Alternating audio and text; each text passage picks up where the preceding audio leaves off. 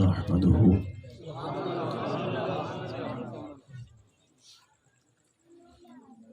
ونصلي ونسلم على سيدنا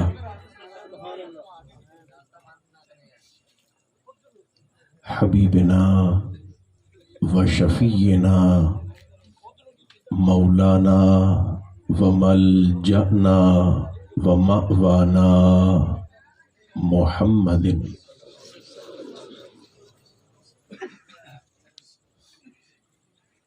رسوله النبي الكريم الأمين المكين الحنين الرؤوف الرحيم وعلى آله الطيبين الطاهرين وعلى صحبه أجمعين أما بعد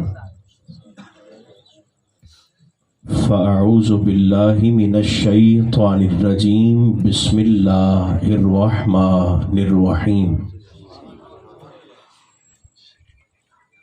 يا أيها النبي إنا أرسلناك شاهدا ومبشرا ونذيرا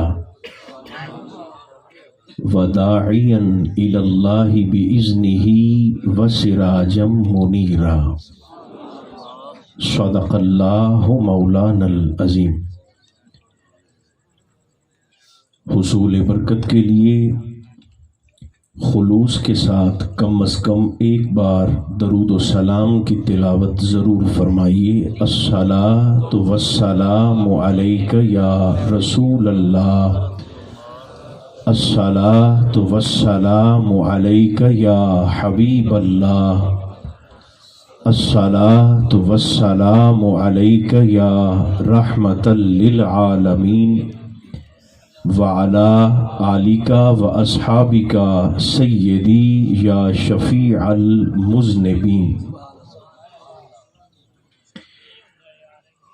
اللہ تبارک و تعالی جل مجدہ العظیم کی حمد و ثنا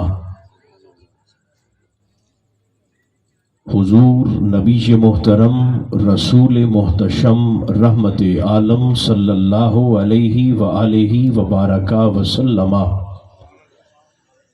کی ذات بے کس پناہ پر بے شمار نذرانہ ہائے صلاۃ و سلام عرض کرنے کے بعد احباب ذی وقار، اللہ رب العزت کا شکر ہے جس نے ہماری گردنوں میں نسبت مصطفیٰ کا کلادہ عطا فرمایا۔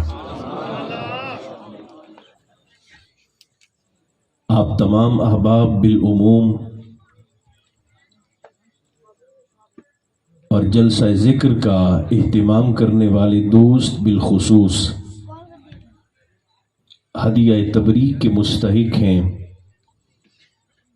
جنہوں نے سالانہ تسلسل کو برقرار رکھتے ہوئے اس بار بھی اللہ کی عطا کردہ توفیق سے ذکر رسالت مآب کی اس پرنور بزم کا اہتمام فرمایا۔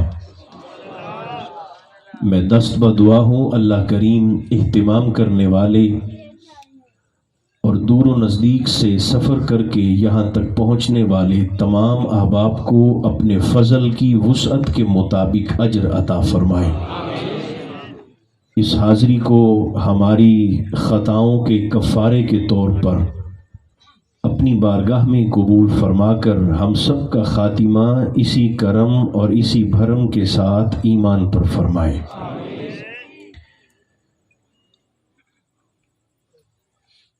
اپنے محبوب سے مخاطب ہو کر براہ راست خطاب کرتے ہوئے اللہ کریم ارشاد فرماتا ہے، یا ایھا النبی، اے غیب دان محبوب،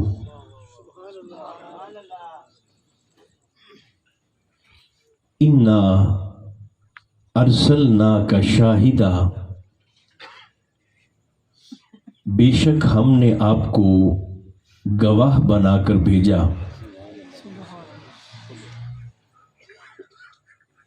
ومبشرا،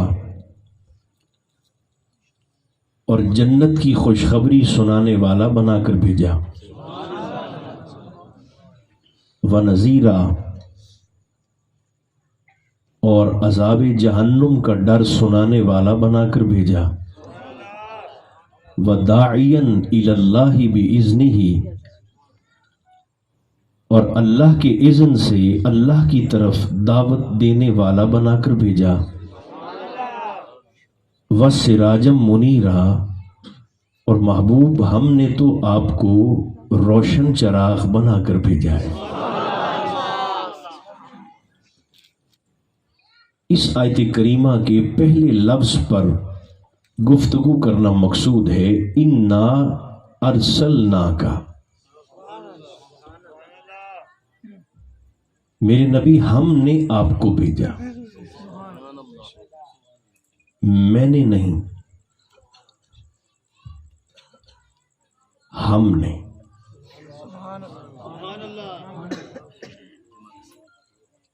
آیت کا مزاج دیکھیں تو پتہ چلتا ہے کہ یہ لفظ ہم شہنشاہی ہم ہے۔ اس ہم سے مراد بہت سو کا مل کر بھیجنا نہیں، بلکہ احکم الحاکمین فرما رہا ہے، اکرم الاکرمین فرما رہا ہے، شہنشاہوں کا شہنشاہ فرما رہا ہے کہ ہم نے آپ کو بھیجا ہے۔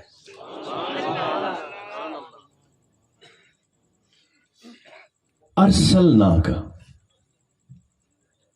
میرے نبی آپ کو ارسال ہم نے کیا ہے۔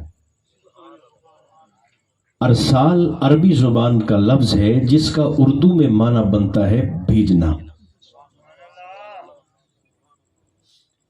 عربی میں ارسال کرنا، اردو میں بھیجنا، اور فارسی زبان میں فرستادن۔ ہم نے آپ کو ارسال کیا ہے، ہم نے آپ کو بھیجا ہے۔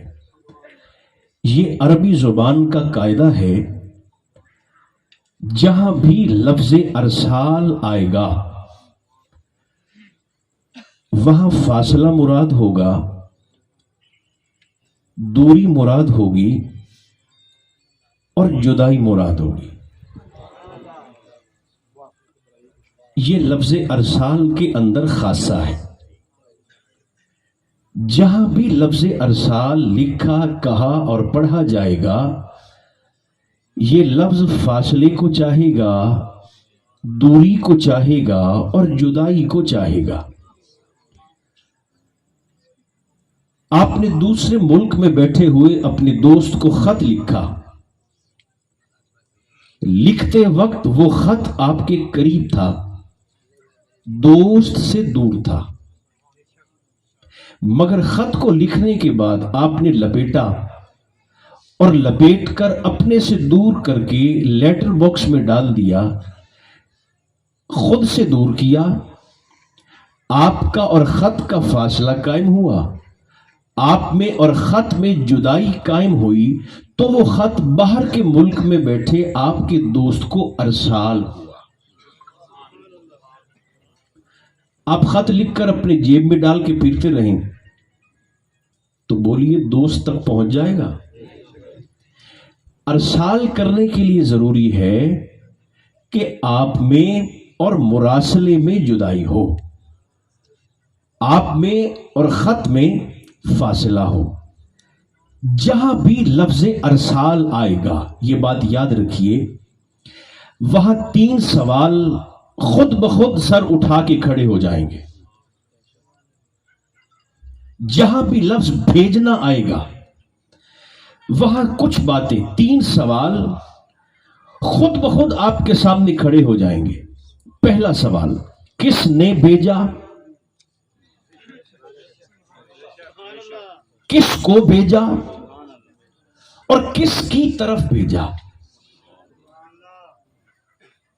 یا ایھا النبی انا ارسلناک، اے غیب دان شخصیت، ہم نے آپ کو بھیجا، کس نے بھیجا؟ پہلا سوال. کس کو بھیجا؟ دوسرا سوال. کس کی طرف بھیجا؟ تیسرا سوال. آیت کا مزاج ہی آپ کو جواب دیتا ہے. بھیجنے والا ہے اللہ،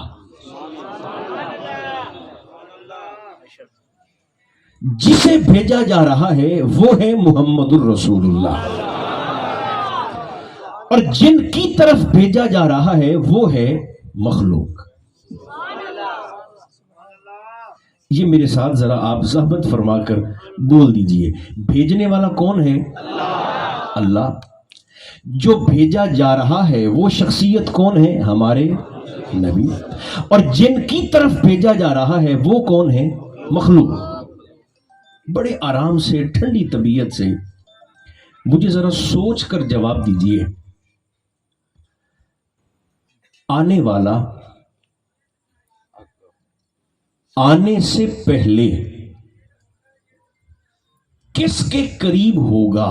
جن کی طرف آ رہا ہے ان کے قریب ہوگا یا بھیجنے والے کے قریب ہوگا؟ نہیں، سوچ لیں، اطمینان سے جواب دیں، کوئی جلدی نہیں ہے. بولیے، کس کے قریب ہوگا؟ اللہ کے قریب. آنے والے کے قریب ہوگا یا بھیجنے والے کے قریب ہوگا؟ جو آنے والا ہے، عقل کا تقاضا ہے وہ بھیجنے والے کے قریب ہوگا.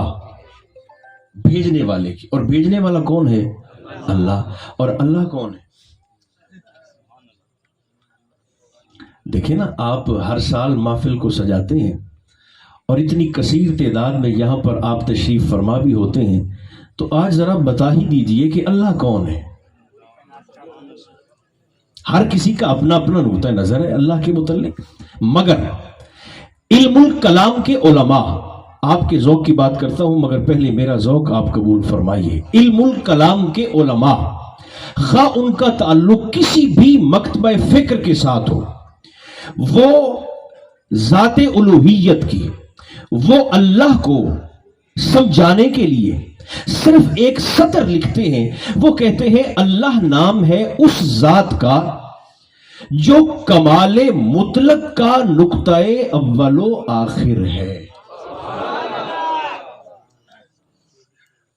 کمال مطلق کا نقطہ اول بھی وہی ہے اور نقطہ آخر بھی وہی ہے. اس جملے کا سادہ معنی یہ بنتا ہے کہ اللہ وہ ذات ہے کہ جو کمال ہی کمال ہے. کمال ہی کمال ہے. اور عقل کا تقاضا یہ ہے، عقل یہ کہتی ہے کہ جسے بھیجا جا رہا ہو وہ آنے والوں کی بنسبت بھیجنے والے کے زیادہ قریب ہوتا ہے. بھیجنے والا ہے خدا، بھیجنے والا ہے رب العالمین، بھیجنے والا ہے پروردگار عالم. تو عقل کا تقاضا یہ ہے کہ میرے نبی آنے سے پہلے اللہ کے قریب ہوں گے، اور اللہ ہے کمال.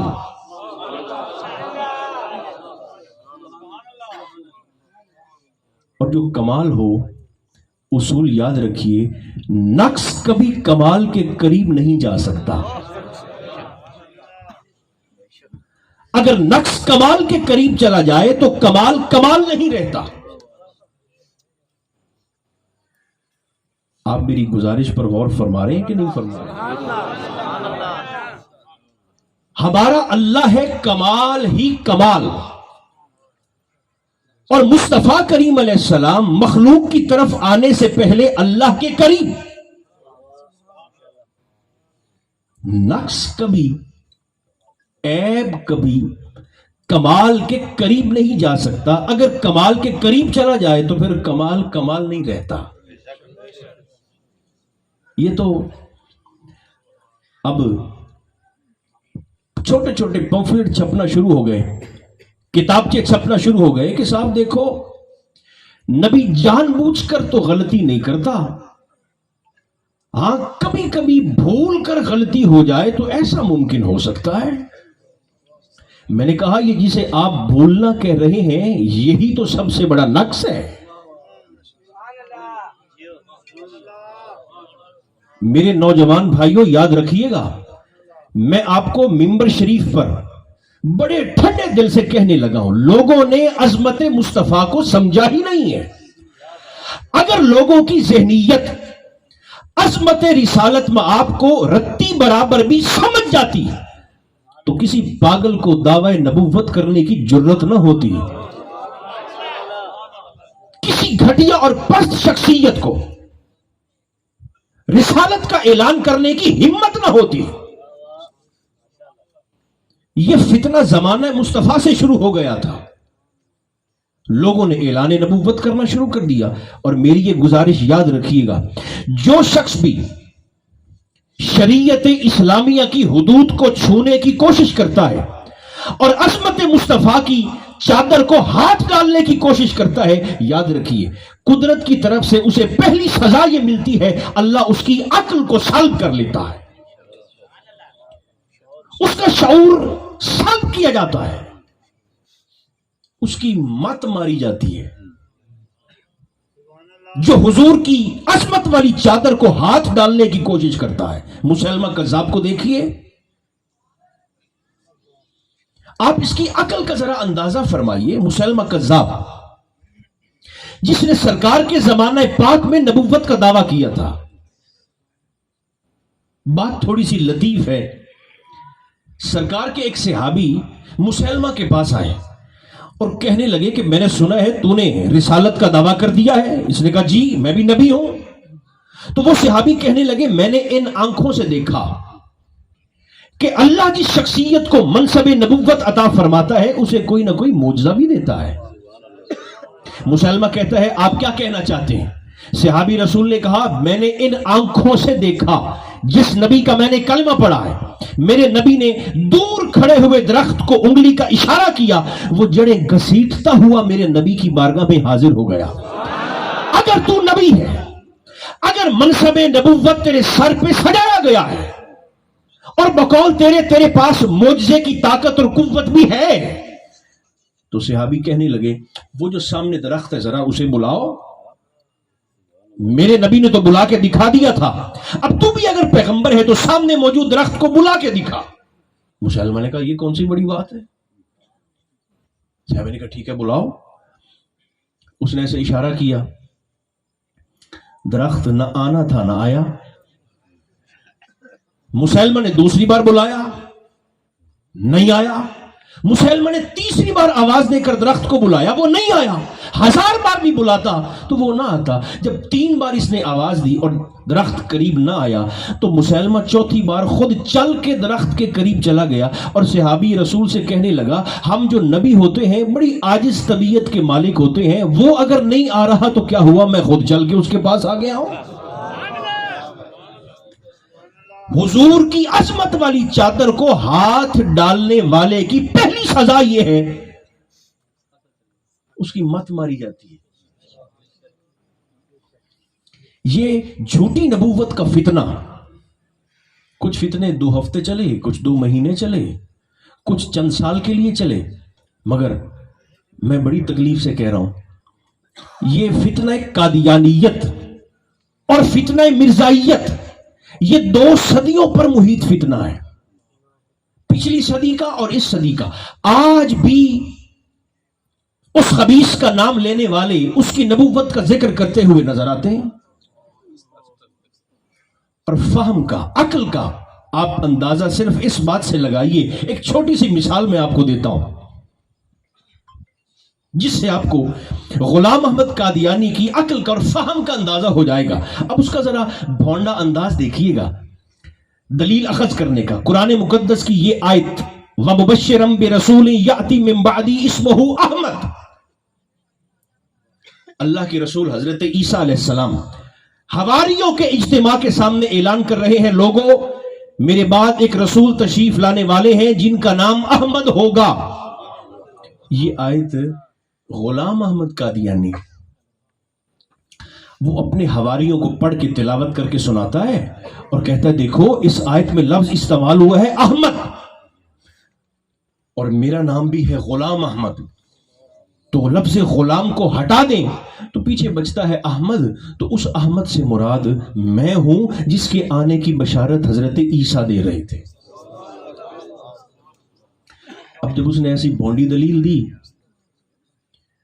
تو ہمارے مسلک کے عالم تو نہیں ہیں، سید عطا اللہ شاہ بخاری، عطا اللہ شاہ بخاری وہ ہمارے عالم دین تو نہیں ہیں، مگر جیسا منہ ویسی چپیڑ کے مصداق اس نے کہا دیکھو اس آیت میں لفظ رسول آیا ہے اور رسول لفظ احمد، میرا نام بھی غلام احمد ہے، غلام کو ہٹا دو تو پیچھے احمد بچا، اور اس آیت میں بھی لفظ احمد ہے جس سے مراد میں ہوں۔ عطا اللہ شاہ بخاری وہ کہنے لگے اچھا اگر تو ایسے نبی بنا ہے تو پھر میرا نام ہے عطا اللہ، لفظ عطا کو ہٹا دو تو پیچھے بچتا ہے اللہ، اور میں اللہ ہوں، میں کہتا ہوں کہ میں نے تجھ جیسے ذلیل کو نبی بنایا ہی نہیں ہے۔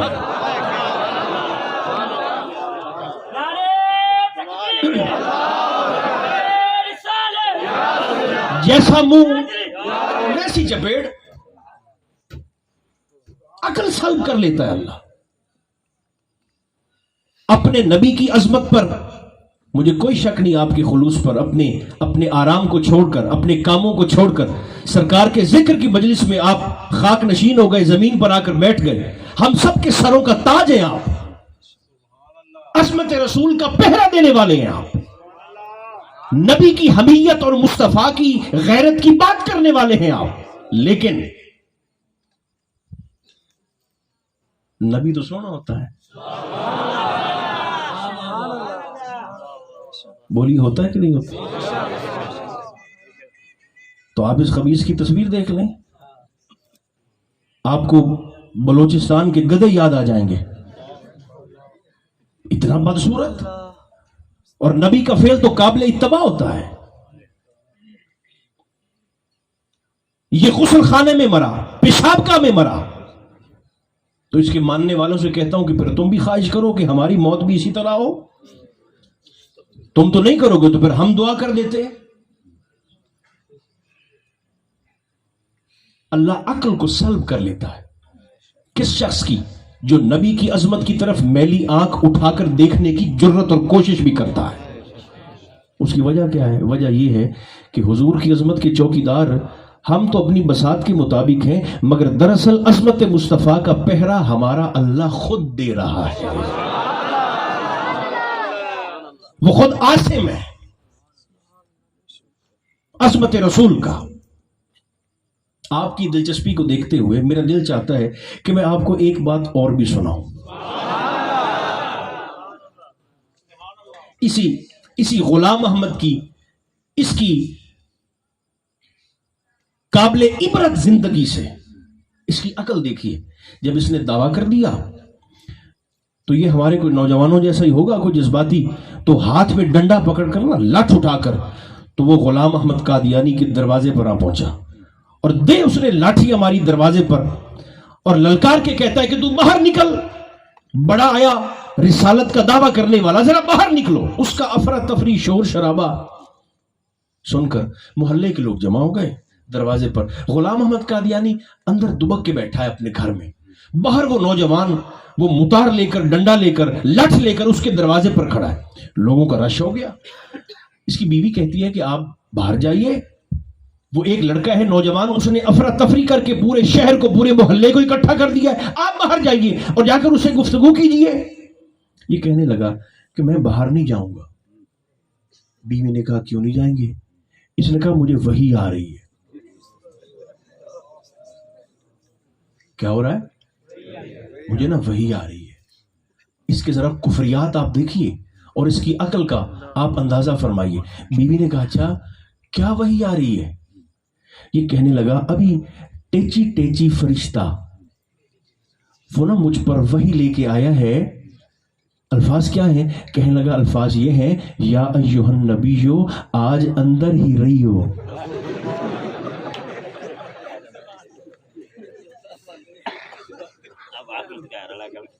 آپ کی مسکراہٹ مجھے بتاتی ہے کہ اس سے بڑا بے وقوف شاید ہی کو روئے زمین پر دوسرا ہو۔ کیسے کیسے کفریات! یا ایھا النبیو، آج اگر جان بچانی ہے تو پھر ایک سے ایک کفر بکا اس نے۔ اور مجھے ان لوگوں کی عقل پر حیرت ہوتی ہے کہ جو مصطفیٰ جیسے نبی کو چھوڑ کر کہاں ٹکرے مارتے پھرتے ہیں، جو حضور جیسی شخصیت کو چھوڑ کر، وہ میرے بھائیوں نبی تو ایسا سونا، رسول تو ایسا حسن والا کہ حسن مصطفیٰ کی بات نہیں کرتے۔ یہاں تو اللہ نے کسی پیغمبر کو کالے رنگ کا بھی نہیں بنایا کہ کوئی شخص یہ نہ کہہ دے کہ گورا رنگ تو حسن کی علامت ہے اور دیکھو یہ ہے نبی اور ہے کالے رنگ کا۔ مجھ سے پوچھیں تو حسن مصطفیٰ کا حسن یوسف سے بھی موازنہ نہیں بنتا۔ میں آپ کو بالکل ٹھنڈی طبیعت سے بتا رہا ہوں، حسن مصطفیٰ کا حسن یوسف سے بھی موازنہ، مقابلہ، کمپیریزن بنتا ہی نہیں ہے۔ جناب زلیخا پڑی ہے سرے راہ، بالوں میں چاندی اتر آئی، جوانی جاتی رہی، ضعیف العمر ہو گئی جناب زلیخا، اور سرکار یوسف کی سواری گزری۔ دیکھنے کی تو صلاحیت ختم ہو چکی تھی، وہیں بیٹھے بیٹھے جناب زلیخا نے لوگوں سے مخاطب ہو کر اشارہ کر کے پوچھا، یہ ابھی یہاں سے یوسف گزرے ہیں؟ سرے راہ پڑی حسن یوسف کا اور حسن مصطفیٰ کا، جس محبوب کے لیے آپ اور میں یہاں پر حاضر ہیں۔ ذرا آپ اندازہ فرمائیے، یہاں سے یوسف گزرے تو لوگوں نے کہا بی بی آپ تو دیکھ نہیں سکتی، تو کیسے پتا چلا؟ زلیخا کہنے لگی مجھے محبت کی خوشبو آئی ہے۔ لوگوں نے کہا بالکل ابھی سرکار یوسف کی سواری گزری۔ آپ اٹھ کر کھڑی ہو گئی، مجھے ملاقات کرنی ہے یوسف سے، مجھے ملنا ہے۔ یہ شور شرابہ دیکھا تو سرکار یوسف علیہ السلام کی سواری رک گئی۔ آپ نے لوگوں سے پوچھا یہ شور شرابہ کیا ہے؟ حضور ایک بڑھیا ہے آپ سے ملاقات کرنا چاہتی ہے۔ فرمایا بلائیے۔ قریب آئیں، جناب یوسف سامنے کھڑے، آپ سے دیکھ کر کہنے لگی کہ میں کب سے آپ کو تلاش کرتی ہوں، ماری ماری پھرتی ہوں، جوانی ڈھل گئی، بڑھاپا آ گیا۔ سرکار یوسف فرمانے لگے بی بی ابھی تو نے میرا حسن دیکھا ہے، میرے مخدوم کا حسن نہیں دیکھا۔ نعرہ تکبیر، نعرہ رسالت، نعرہ حیدری۔ یوسف کے آقا کا حسن نہیں دیکھا۔ بی بی زلیخا کا ماتھا ٹھنکا، انہوں نے کہا یہ آپ کے نبی کون ہیں؟ آپ نے بتایا یہ آنے والے ہیں، تشریف لانے والے ہیں، جن کی نبوت کا اقرار کر کے اللہ نے ہم جیسوں کو نبی بنا دیا ہے۔ نبی تو نبی نہ بنے، رسول رسول نہ بنے جب تک رسالت و نبوت مصطفیٰ کا اقرار نہ کرے۔ سرکار یوسف فرمانے لگے کہ اللہ نے تو ہمیں نبی بنایا ہی اس لیے کہ ہم نے نبوت مصطفیٰ کا اقرار کیا۔ جب عظمت مصطفیٰ کی بات سنی نا تو جناب زلیخا کے دل میں پیار پیدا ہوا حضور کے متعلق صرف ذکر سن کر۔ آپ کہنے لگی اچھا وہ اس قدر حسین ہے کہ آپ سے بھی بڑھ کر خوبصورت؟ سرکار یوسف فرمانے لگے یہ تو ان کے حسن کی خیرات ہے جو اللہ نے یوسف کو حسن عطا فرمایا۔ اس سے پہلے کہ آپ کچھ کہتے جبریل آ گئے، اسی لمحے جبریل آئے۔ حضور زلیخا کے دل میں نبی آخر الزمان کی محبت ایک لمحے کے لیے پیدا ہوئی ہے، آپ کی زبان سے ذکر سن کر ابھی زلیخا کی جوانی کے لیے دعا کیجیے۔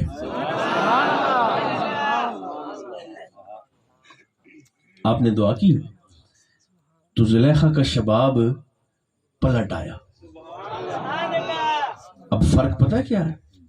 حسن یوسف وہ جو زلیخا کو بڑھاپے تک پہنچائے،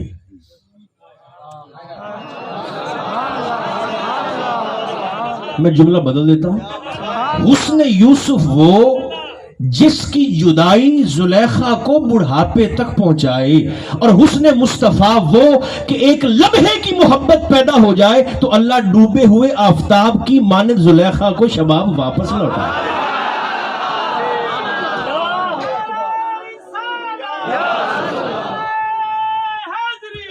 میرے نبی ہم نے آپ کو بھیجا ہے، اور میرا نبی یہ جس ہم کے قریب تھا وہ ہم کمال ہے، اور اصول یہ ہے کہ نقص کمال کے قریب نہیں جا سکتا. ہمیں کیا دکھاتے ہو, کیا بیچتے ہو, یہ کتابچے. جان بوجھ کر تو نبی نہیں کرتا, لیکن نہ کبھی کبھی بھول کر نبی سے غلطی ہو بھی سکتی ہے. میں نے کہا یہ جسے آپ بھول کہہ رہے ہیں یہی تو اصل میں خطا ہے, یہی تو اصل میں نقص ہے, یہی تو اصل میں عیب ہے. بندے سوچتے ہیں جی بھول جانا کیسے عیب ہے. میں نے کہا آپ بیمار ہو گئے تو آپ نے سوال کیا کہ صاحب دیکھیں اب تکلیف ہے, بیماری ہے, تو کوئی اچھا سا قابل ڈاکٹر تو بتائیے. تو میں نے کہا کہ ڈاکٹر صاحب تو ہے, ملتان میں ہے, لاہور میں ہے, بہاولپور میں ہے, قابل ڈاکٹر ہے. یورپ کی ڈاکٹریٹ کی کوئی ڈگری ایسی نہیں جو ان کے پاس نہ ہو, قابل ہے. اچھا کہاں رہتے ہیں؟ جی فلاں جگہ ان کا ایڈریس ہے, تھوڑے سے مہنگے ہیں. ٹھیک ہے کوئی بات نہیں, مہنگے ہیں تو علاج کروانا ہے, کوئی حرج نہیں. جب جانے لگے تو میں نے کہا ان میں تھوڑی سی ایک خامی یہ ہے ڈاکٹر صاحب میں, قابل تو بہت ہیں مگر خامی یہ ہے کہ وہ ڈاکٹر صاحب کبھی کبھی بھول کر دوا کی جگہ زہر بھی لکھ دیتے ہیں.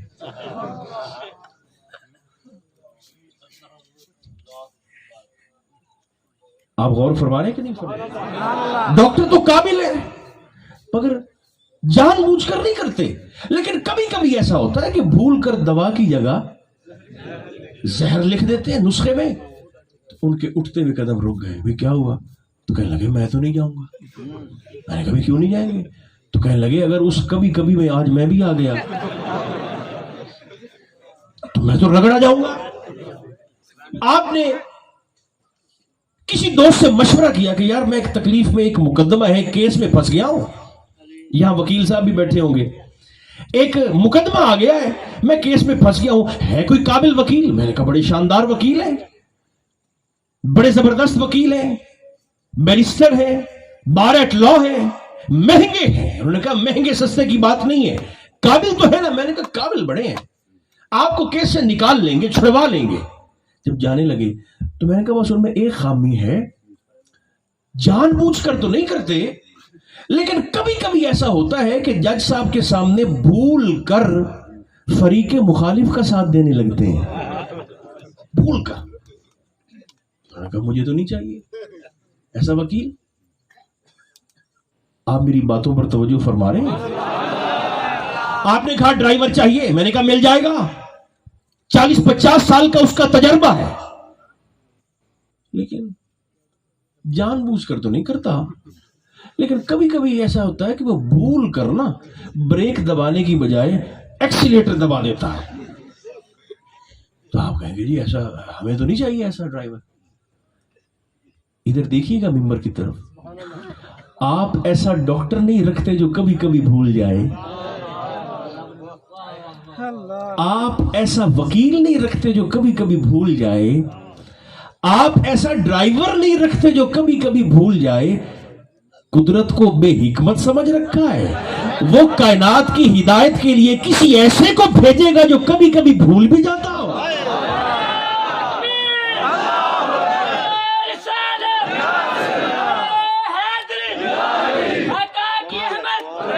ویسے میرا دل چاہتا ہے کہ نعرہ ایک ہی دفعہ لگے اور مردوں کی طرح لگے اور جواب بھی مردوں والا ہو.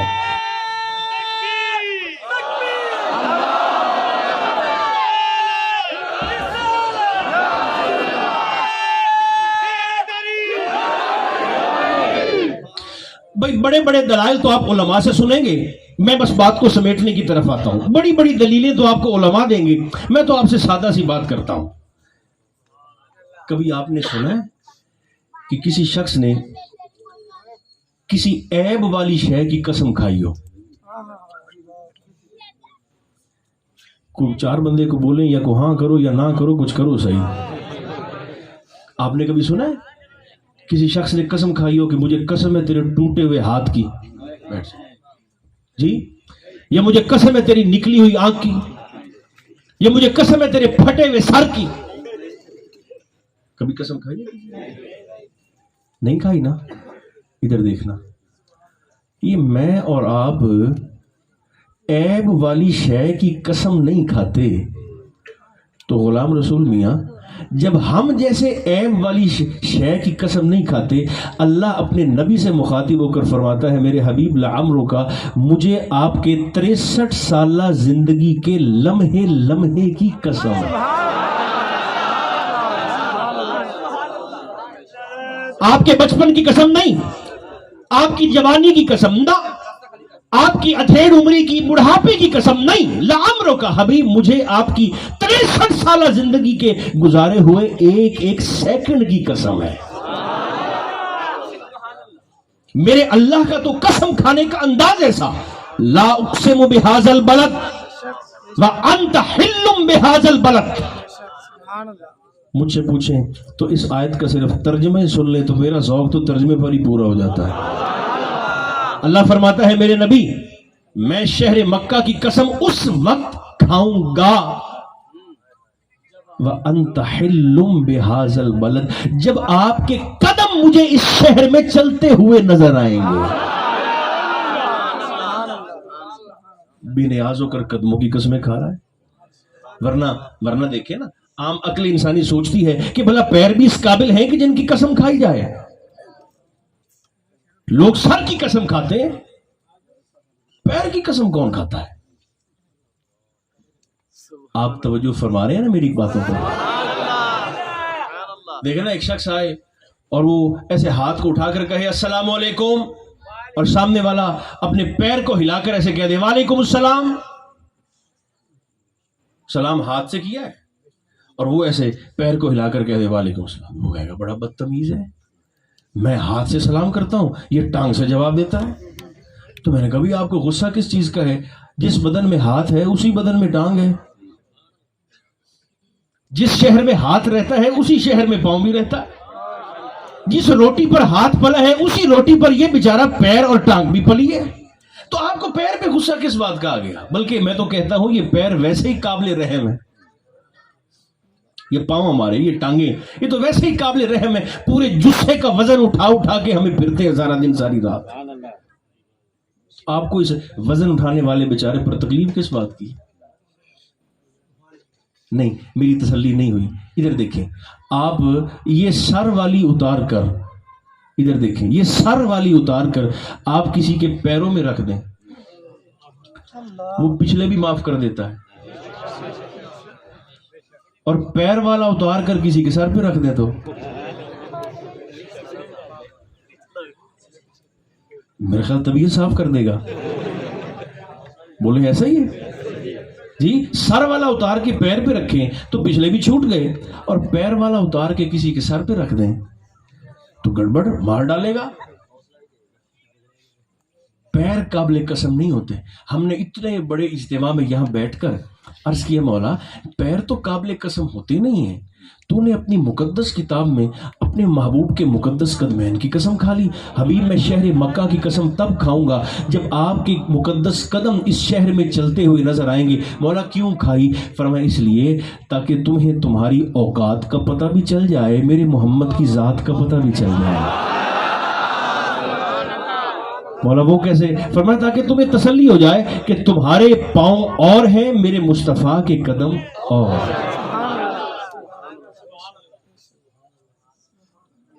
انا ارسلناک، حبیب ہم نے آپ کو بھیجا ہے، ہم نے آپ کو ارسال کیا ہے۔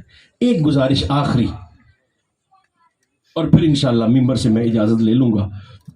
یاد رکھیے گا میلاد میں آ جانا کمال نہیں ہوتا، میلاد کو اپنے ساتھ گھر لے جانا کمال ہوتا ہے۔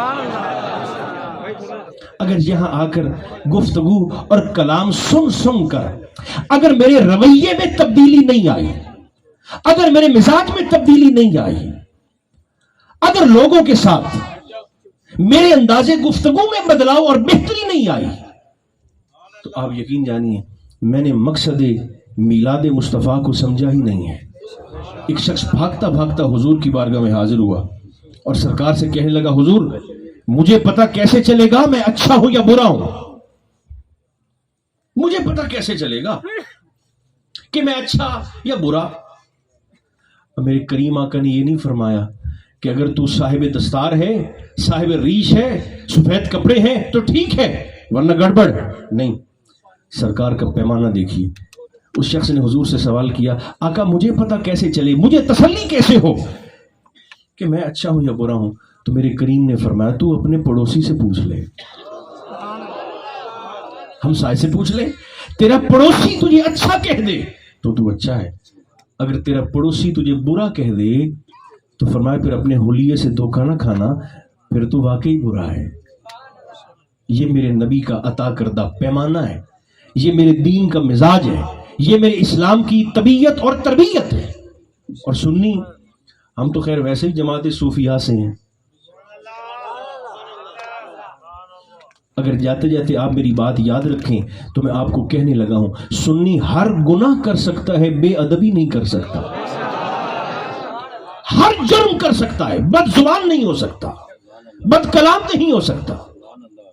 یہ تو ہمارے صوفیاء کا انداز تربیت ہے۔